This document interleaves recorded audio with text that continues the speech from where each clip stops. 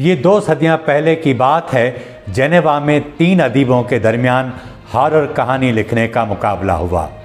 इनमें शीले, उसकी बीवी मैरी शीले और लॉर्ड बायरन ने काम शुरू किया। इन तीनों में से कम उम्र मैरी शीले ने एक नावल लिखा जिसका नाम था फ्रैंकेनस्टाइन और मॉडर्न प्रोमेथियस। इस नावल में एक साइंसदान का किरदार था जिसका नाम था फ्रैंकेनस्टाइन। इंसानी आज़ा जमा करके उसने एक मॉन्स्टर तैयार किया। जब वो उस बदशक्ल से मुंह मोड़ लेता है तो यही मॉन्स्टर उसका दुश्मन बन जाता है।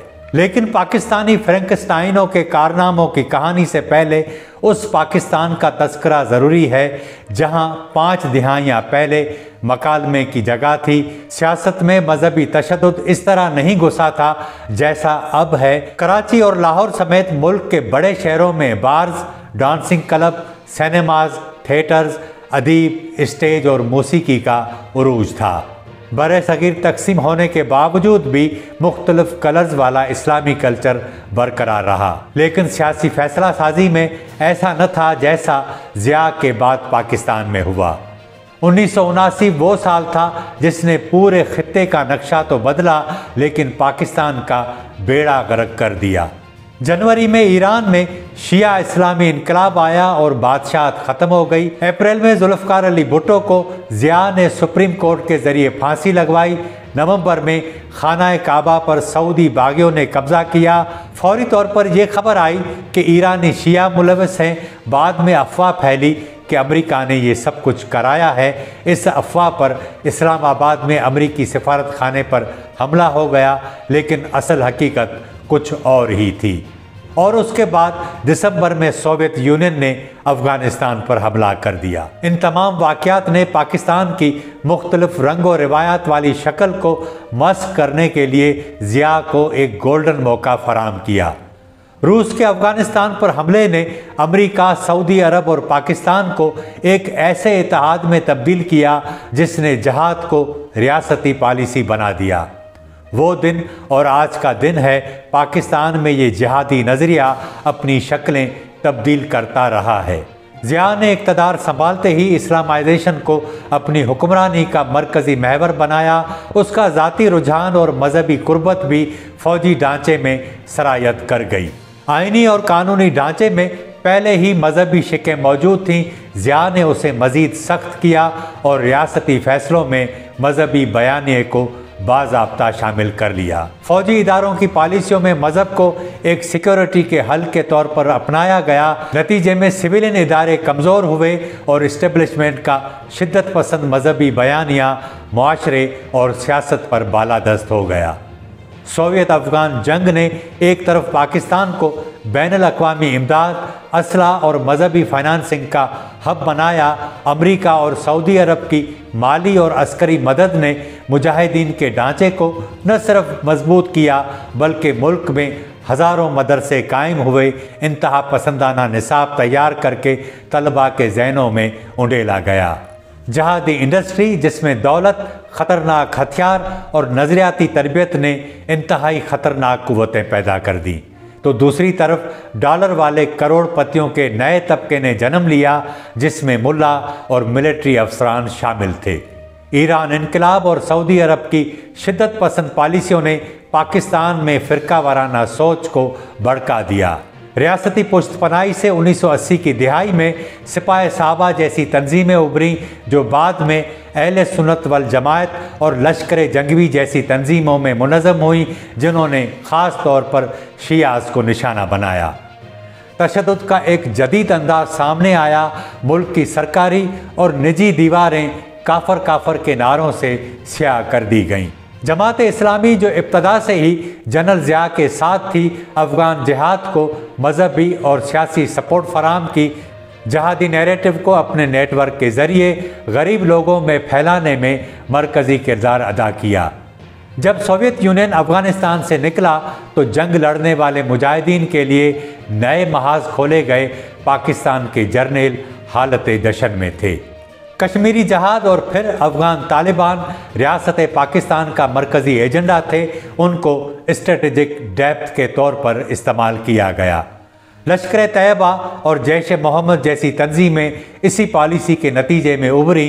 बाद में बैनुल अक़वामी दबाव के बायस वो कालादम करार पाईं, मगर नेटवर्क बरकरार रहे।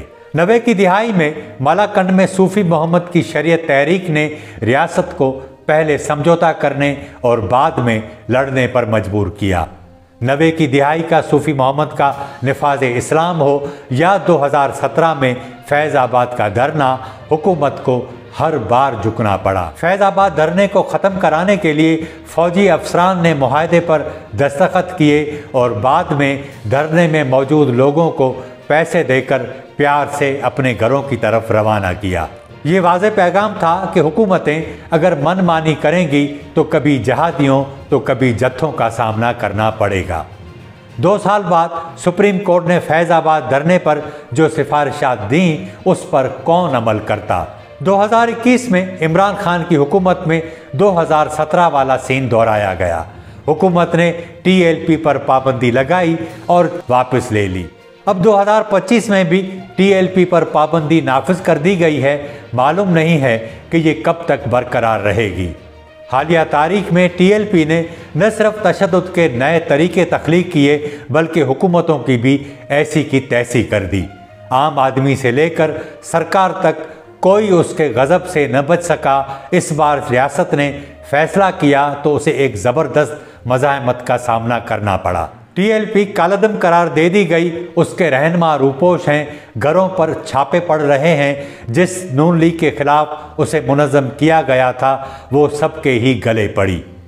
पाकिस्तान में इस्लामी शिद्दत पसंदी को बढ़ावा देने के लिए जनरल ज़िया ने फ्रैंकस्टाइन बनकर जो मॉन्स्टर तख्लीक किए, बाद में आने वालों ने ज़िया की पैरवी जारी रखी। इन सबको यकीन था कि जो बला हम तख्लीक कर रहे हैं वो पड़ोसियों को और उनके मुखालफिन को खा जाएगी। वो ठीक सोचते थे लेकिन उनके गले पड़ेगी, ये उनके भी वहमो गुमान में न था। पाकिस्तान में ज़िया ने जो बीज बोया था वो इतना ताकतवर दरख्त बन गया है कि उसके पत्ते उतारने या टहनियाँ काटने से कोई फ़र्क नहीं पड़ेगा। जहादी नज़रियात की परवरिश करते करते बात यहाँ तक पहुँच गई है कि अब पाकिस्तान में हर दूसरा आदमी अंदर से मुजाहिद ही है। वो हर उस शख्स की गर्दन तन से जुदा करना चाहता है जो उसके नज़रियात का मुखालिफ है। लाल मस्जिद से लेकर TLP तक उन्होंने तकारीर के अंदाज ही तब्दील कर दिए हैं। हाल ही में पाकिस्तानी वेबसाइट नया दौर में वाशिंगटन में मौजूद पाकिस्तानी सहाफ़ी जहांज़ेब अली ने एक पाकिस्तानी इंटेलिजेंस अफसर से होने वाली बातचीत का किस्सा बयान किया है, जो एक खौफनाक इंकशाफ है। इस पाकिस्तानी इंटेलिजेंस अफसर का कहना है कि कुछ अरसा कबल इंटेलिजेंस इदारों में निचली रैंक की भर्ती के लिए टेस्ट में मुल्क भर से हज़ारों नौजवानों ने हिस्सा लिया। सवालनामे में एक अहम सवाल शामिल था कि क्या मुमताज़ कादरी का गवर्नर पंजाब सलमान तासीर को कत्ल करना दुरुस्त इक़दाम था। अफसर के मुताबिक 95% उम्मीदवारों ने जवाब में लिखा बिल्कुल दुरुस्त इक़दाम था। अंदाज़ा कर लें कि इंटेलिजेंस एजेंसी में मुलाजमत के ख्वाहिशमंद उम्मीदवारों की जहनी हालत ये हो तो बाकी जो लोग हैं उनकी क्या हालत होगी। इस तरह की नस्लें एक मंसूबे के तहत तैयार की गईं, किसी ने रोकने की कोशिश नहीं की। अब नतीजा ये है कि वो रियासत के गले पड़ गई हैं। TLP पर पाबंदी मसले का आर्जी हल तो हो सकता है, मुस्तकिल नहीं, क्योंकि बुनियादी नज़रियाती ढांचे को तब्दील किए बगैर कितनी ही पाबंदियां लगा दें वो शक्ल बदल कर हर बार अपने एक नए अंदाज से उभरती रहेंगी।